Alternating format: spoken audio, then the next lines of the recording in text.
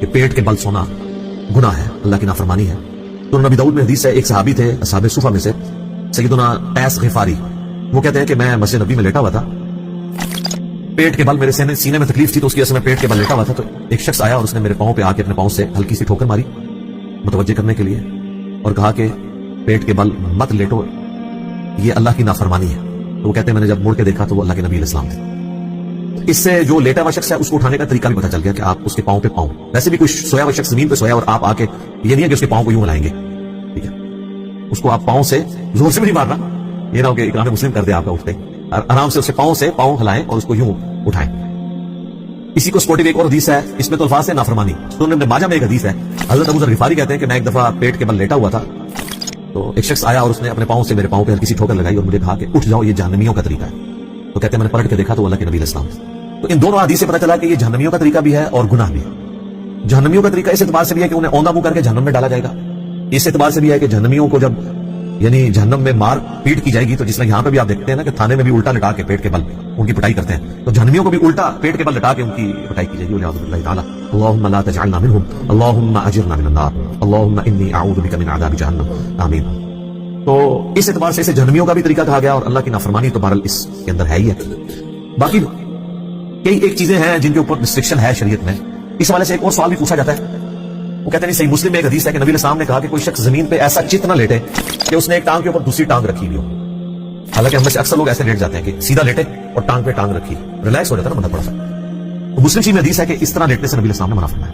اگلے دن بھی ایک بھائی نے مجھ سے رابطہ کیا اور کہا میں نے مشکات میں بھی حدیث پڑھ لی ہے.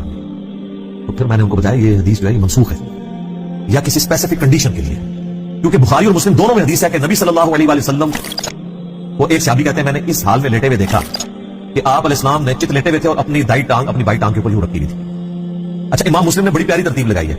یہ جو منع فرمانے والی حدیث ہے نا وہ پہلے لے کے آئے ہیں, اور پھر خود جو حضور کا عمل یہی والا تھا وہ حدیث بعد میں لے کے آئے ہیں تاکہ ناسخ و منسوخ پتہ چل جائے. دوسرا, یہ منسوخ اگر نہ بھی ہونا, یہ ایک اسپیسیفک کنڈیشن کے بارے میں, وہ مسلم شریف میں الفاظ ہے اس حدیث کے اندر جس میں منع کیا گیا. اس میں نبی علیہ السلام نے فرمایا کہ جو کوئی شخص ایک کپڑے میں لپٹا ہوا ہے نا تو وہ احتبا کی حالت میں نہ بیٹھے گوٹ مار کے, یعنی دونوں گھٹنے کھڑے کر کے اور یوں اس کو گھٹنوں کو پکڑ لینا, تو ایک کپڑے میں اس کا صدر کھلنے کا اندیشہ ہے. اور نہ وہ اس حالت میں زمین پہ اس طرح لیٹے کہ وہ ایک ٹانگ پہ دوسری ٹانگ رکھے. اگر آپ نے کپڑے اس طرح کے پہنے ہوئے ہیں کہ جو ایک چادر میں آپ لپٹے ہوئے ہیں تو اس میں آپ جب یوں کریں گے تو آپ کی بے پردگی ہونے کے چانس ہے. پینٹ میں یا ٹراؤزر میں یا شلوار میں اگر کوئی شخص یوں کرتا ہے تو اس کی بے پردگی کے چانس نہیں ہوتے. تو یہ اسپیسیفکلی اس چیز کے بارے میں آپ دیکھیں اس لیول تک ڈیٹیل چیزیں بتائی گئی ہیں.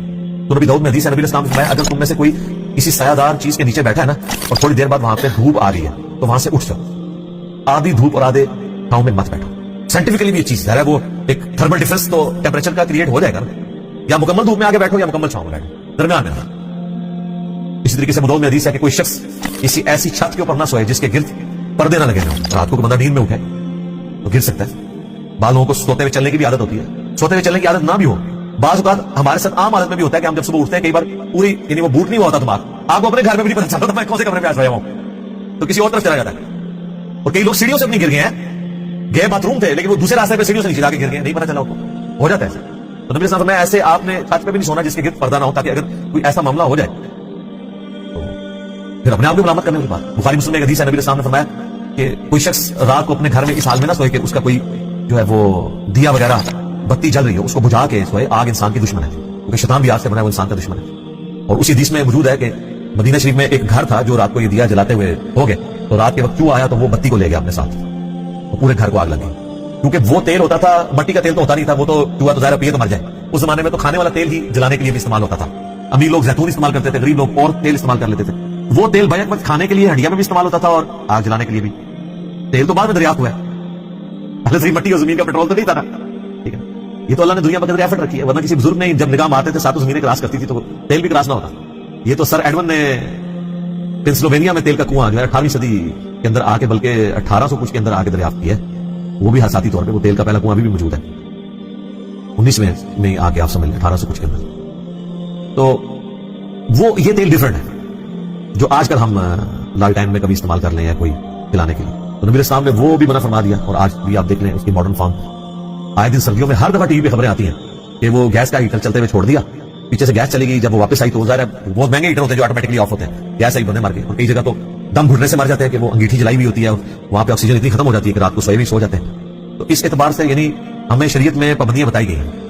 البتہ نبی اسلام نے کچھ بیٹھنے کے جو طریقے اڈاپٹ کیے ہیں فی نفسی ان میں کوئی خرابی نہیں. جیسے میں نے احتبا کا بتایا کہ یہ گوٹ مار کے بیٹھنا, یعنی دو گھٹنوں کو کھڑا کر کے یوں, یہ ایک چادر میں بیٹھنے سے تو منع فرمایا, لیکن صحیح بخاری میں موجود ہے کہ حضرت عبداللہ ابن عمر کہتے ہیں کہ میں نے خانہ کعبہ شریف کے سین میں حضور اسلام کو ایک دفعہ اس طریقے سے بیٹھے ہوئے دیکھا ہے. یہ سنت ہے بیٹھنا. لیکن خطبہ جمعہ میں نہیں بیٹھ سکتے. وہ ابو داؤد میں حدیث ہے کہ کوئی شخص خطبے جمعے کی تقریر کے دوران احتبا کی حالت میں نہ بیٹھے, کیونکہ یہ ریلیکس کرنے والی پوزیشن ہے, آپ کو نیند آ رہی ہے تو آپ نے اٹینٹو ہو کے بیٹھنا, یا دوزانوں بیٹھے یا آلتی پالتی جسے ہم چوکڑی کہتے ہیں مار کے بیٹھنا, آلتی پالتی بیٹھنا, چار زانوں بھی اسے کہتے ہیں. وہ بھی حدیث ہے ابو داؤد کے اندر, ترمذی کے اندر, کہ نبی اسلام فجر کے بعد مسجد میں ہی آلتی پالتی یعنی چار زانوں بیٹھتے تھے یہاں تک کہ سورج خوب بلند ہوتا, پھر آپ گھر واپس آتے. اس اعتبار سے بھی بیٹھنا سنت ہے. یہ تمام طریقے سنت ہے. بل اس بات کی طرف واپس ہیں کہ پیٹ کے بل لیٹنا یہ گناہ بھی ہے, حرام بھی ہے, اور جہنمیوں کا طریقہ بھی ہے. یہ بات آپ نے جو سنی تھی وہ بالکل ٹھیک ہے, لہٰذا اس معاملے میں احتیاط کرنے کی ضرورت ہے. ٹھیک ہو گیا.